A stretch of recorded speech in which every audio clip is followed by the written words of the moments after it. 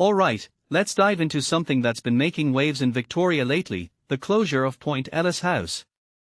Now, before you think, oh, just another historic site shutting down, let me tell you, this one's different.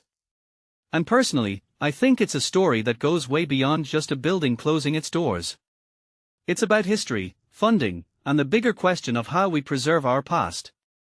So, here's the deal: Point Ellice House, this 19th century gem in Victoria, is closing to the public on August 21st. The province is stepping in, promising to review options for reopening. Sounds hopeful, right? But here's where it gets interesting. This isn't the first time the site has faced closure. It's been a bit of a hot potato, passing through multiple operators, the latest being the Métis Nation B.C. They had this vision to transform it into a space that amplified Indigenous stories, a goal I find incredibly important, especially in a place like Victoria with its complex colonial history. What makes this really interesting is the timing. The Métis Nation took over in January 2024, and just months later, the province is taking back control. Now, I'm not here to point fingers, but it does raise questions about support and sustainability. Kelly Black, who ran the museum from 2019 to 2023, called this closure an inevitable outcome of inadequate funding. And honestly, his perspective hits hard. He mentioned that the province was only willing to commit $110,000 annually, despite a 2007 study saying it needed $230,000 just to operate properly. Meanwhile, the actual cost to run it sustainably was closer to $325,000. Do the math, it's a recipe for struggle.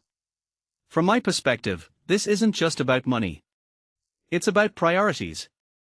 The province claims to have spent over $55 million on heritage preservation since 2020, but most of that went to things like roof repairs and flood mitigation. Important, yes, but what about the people who actually keep these sites alive?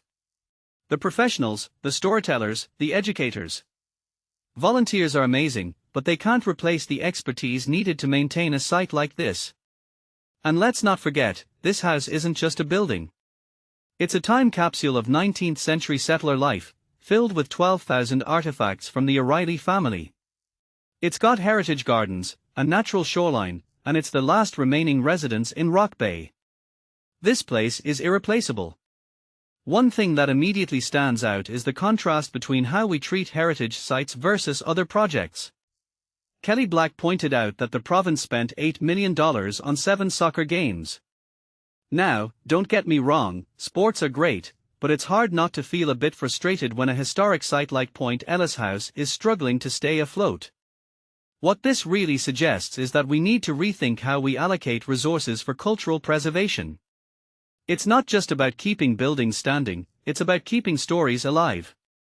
If you take a step back and think about it, this closure is part of a bigger trend.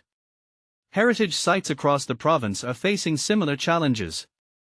The cycle of low funding, new operators, and eventual closure feels almost inevitable. And the people who lose out? All of us. British Columbians, visitors, anyone who cares about understanding where we come from. Personally, I think we need to have a serious conversation about what we value as a society. Are we willing to let these pieces of our history slip away because we're not willing to invest in them? A detail I find fascinating is the Métis Nation's vision for the site.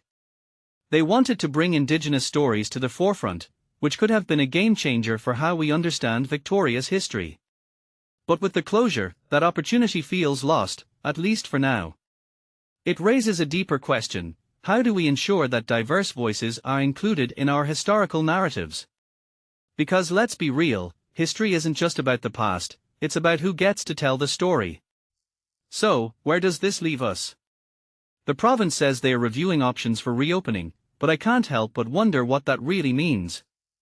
Will they address the funding issues? Will they involve the Métis Nation or other Indigenous groups in the process? Or will this just be another band-aid solution?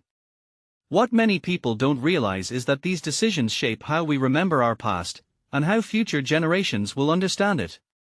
In my opinion, the closure of Point Ellice House isn't just a local issue. It's a wake-up call. It's about how we value history, how we support cultural institutions, and what we're willing to fight for. So, here's my question for you: what do you think?